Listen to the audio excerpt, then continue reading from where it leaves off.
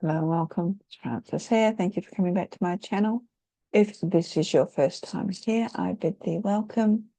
There is a subscribe button below if you'd like to help support my channel by subscribing. Also a bell to be notified as to when I upload more content.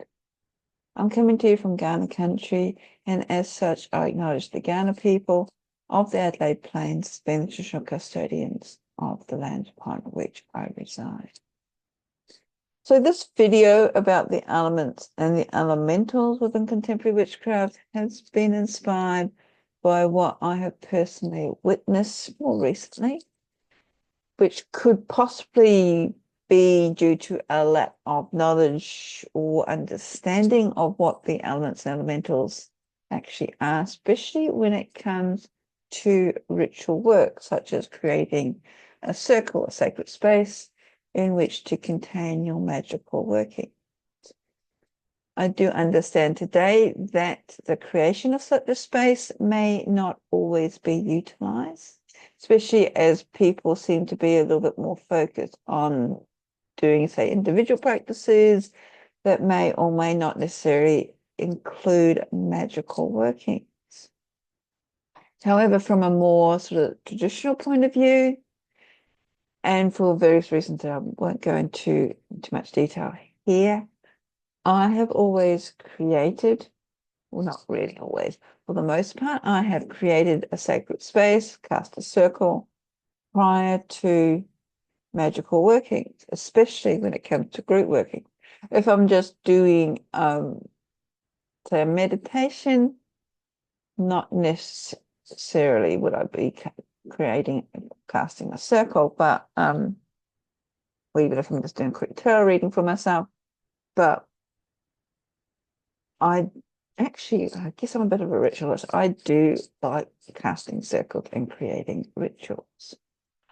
And therefore, within the tradition that I am initiated into, as well as other similar traditions and magical practices that I guess stem from a certain era, the circle casting is usually incorporates, not very good English.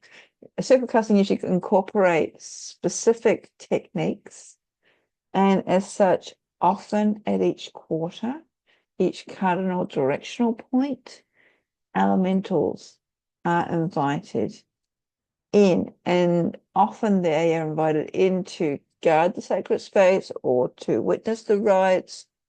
Sometimes they're actually invited in, and almost to the extent where you're wanting to sort of simulate or imbue yourself with their energies. So these elementals, depending on tradition or practice that's being taught, as I said, are connected with each of the four elements. And these four elements are earth, air, fire, and water. They are said to be the building blocks of the universe and are found in various forms and combinations everywhere we go, even within our own selves. We are all combinations of these four elements. Within contemporary witchcraft, the pentagram is a symbol that represents these four elements in balance, with the fifth element, that being ether or spirit, placed at the top of the pentagram, representing its rulership over the other four. And this is because spirit, ether, is eternal. And it is also the source, or the originating source of these elements.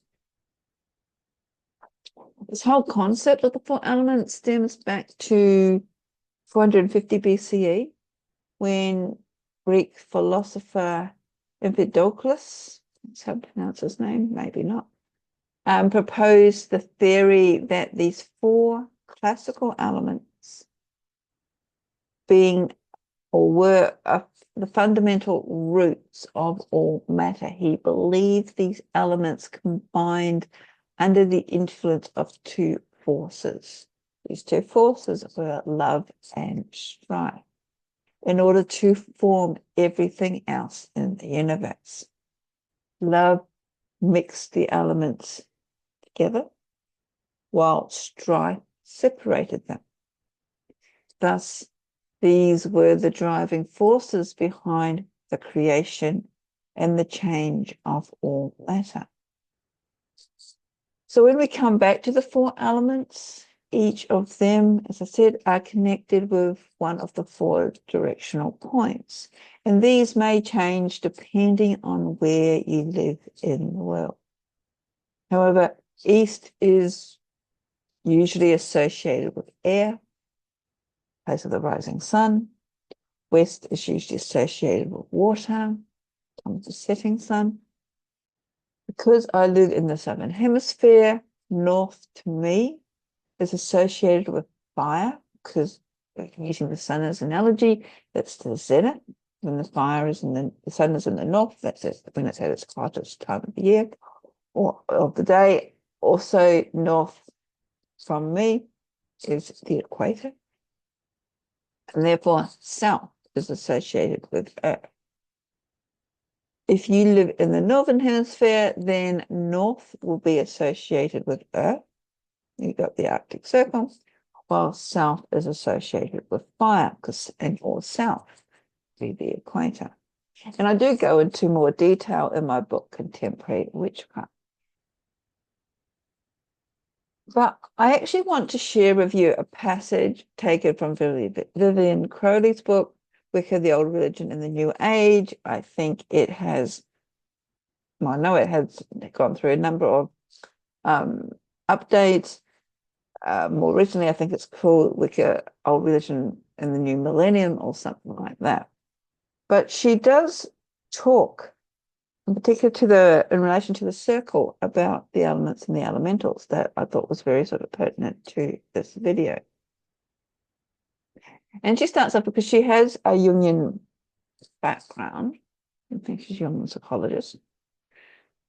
If the circle is representative of the perfected self, the four quarters or watchtowers of the magic circle are the four functions or aspects of consciousness, which we must access if we are to achieve this perfection. The association of the four watchtowers with the four magical elements is very ancient. So too is the related concept of the elements, elemental beings being, or elements being ruled over by personages called elemental beings or lords. The elemental kings rule over beings called elementals. In Wicca, contemporary witchcraft, the watchtower elementals are referred to as either the mighty ones or lords of the element. There seems at some point to have been a fusion between two different ideals, that of the mighty ones as powerful ancestral guardians of a witch's clan, and the idea that originates in ritual magic of the elemental. The elemental kings have control over the elementals and are not, or non-physical beings on a different path of evolution that from humanity. They are more specialized in their functions and are thus in some ways more limited, but they are also immensely powerful. They allow us to summon them, but must be treated with respect. Each watchtower is associated with one of the four elements of air, fire, water, and earth. In addition, there is a fifth element which cannot be perceived by the physical senses, which is called ether or spirit. The elements can be thought of as energies in different states, which have molecules vibrating at different speeds. And this is something that I've talked many times, how everything comes down to energy. The physical universe is composed of energy in four different forms. Every energy in its So energy in its densest and slowest form, where the molecules are locked together to form solid shapes, is earth. Water is less dense. It is fluid. It can form solid shapes only when it is held in a container made from an earth element material. Energy which has sufficient form to be seen but not form enough to be grasped or held in an affixed shape is fire. Air is energy which is formless, and where the molecules move so quickly that they cannot be seen by the eyes except through air's effects on other objects, such as the wind blowing through the tree. In the world around us, air corresponds with the sky and wind, fire to the sun, water to the sea, and earth to the land. And a couple of pages later, Crowley goes on to talk about the elementals. And she states that the elementals congregate around their naturally occurring element on the physical plane. Human beings have always been aware of these naturally occurring elementals. In deep caves, we feel those unseen eyes watch us. When we touch the standing stones or certain rocks, we sense them tingling with some kind of life force. Sometimes the wind appears to be a living thing with a will of its own. Different languages have given it different names, but pools, wells, rivers, and the sea have always been thought of being inhabited by water nymphs, mermaids, or an undine. There is a difference, and I talk about this also in my book, between elementals, so elements and elemental. When we cast a circle, we are calling in, we are inviting the elementals to appear. And, well, not just any elemental beings. What we are actually calling in are the rulers of those elemental realms. As such, as Crowley points out, they're known by many names. The mighty ones, they're known as lords, they're known as kings of their particular realms. And this is because they are. In air, for example, where we have the elemental beings being sifts, which are, I guess, transparent clay-like beings, their king or their ruler is Peralta. For fire, the elementals here are salamanders, which are sort of like fire lizards, and their ruler or king is Jinn, much like the Arabic fire spirit, the Jinn. For water, the elemental beings are undines or undines, which are sort of like mermaid, merfolk creatures. The king and the ruler is Nishka or Niska. And earth, the elemental beings are the known. And the king or the ruler is Kol. And there are different pronunciations for these two rulers, but those are the rulers that, all the names or pronunciations that I use. So these elemental beings, these kings, these intelligences even, that we're calling into our circle, should be treated with respect. Now, back in the day, they were summoned by the magical practitioner wielding an witchcraft, a double-edged bladed knife. Today, in some circles, it is not uncommon for the wording to have been altered to invite them, not summon them, not command them, but to invite them into the circle. And where, in some cases, even a wand is used, not an witchcraft, because the wand is considered to be a less threatening, a less intimidating magical tool. And when you think about it, you're not calling into your circle unruly, ghost spirits. you're calling upon what is often rather cooperative, helpful, elemental intelligences. And the elementals tend to work with you if they want to. Therefore, you can't command them. Like anything in nature, we can't really, in all honesty, command them. Well, at least I don't believe you can. So the best way to work with them is to win their favor, to be respectful, and especially be respectful of the realm in which they manifest, and that is this earth plane in particular. They are also attracted to our auras, our energetic field. And if this is attractive to them, then they're more likely to be working with you. So think about your energy, what you project outwards, what is also inside of you as well. But at the end of the day, each to their own. Well, this is giving you something to think about.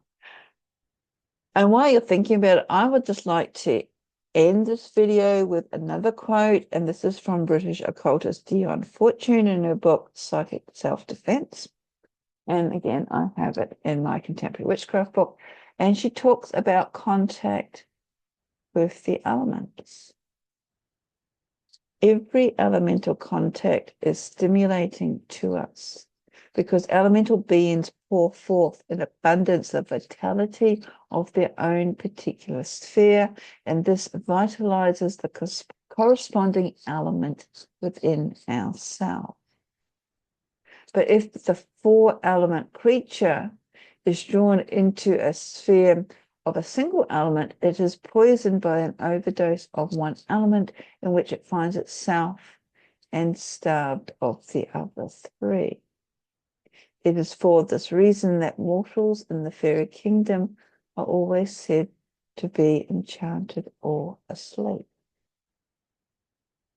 So in other words, we need these four elements. We need them in perfect balance.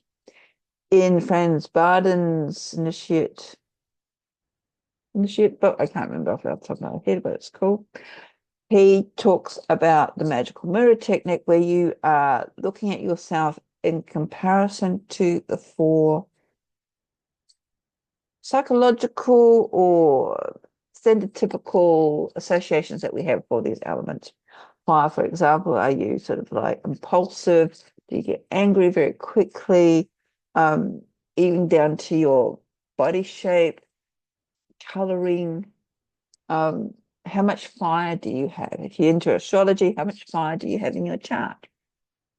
How much water? How much air? Are you an airy fairy person? Do you, away with the fairies, are you very mentally stimulated? But you have a lot of thoughts, but nothing comes through into manifestation. So you may be having a lacking of the element of earth.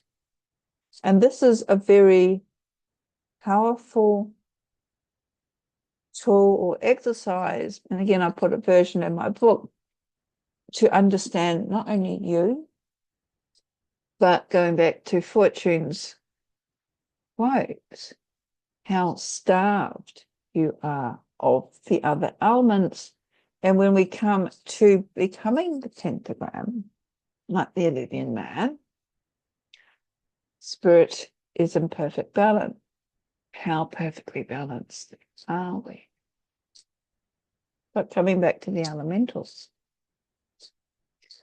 they are powerful, unpredictable, and can be dangerous if we do not understand their natural realms.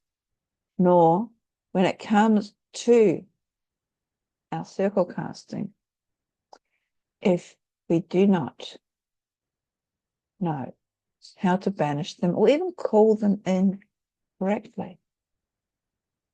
And because they are connected in with the elemental realms, which manifest on this plane that we reside in, we really need to learn how to call them into our circles appropriately They're not things, they're beings, intelligences that maybe we do or do not completely understand. We do not know everything. And then also know how to appropriately, respectfully allow them to leave at the end. Basically.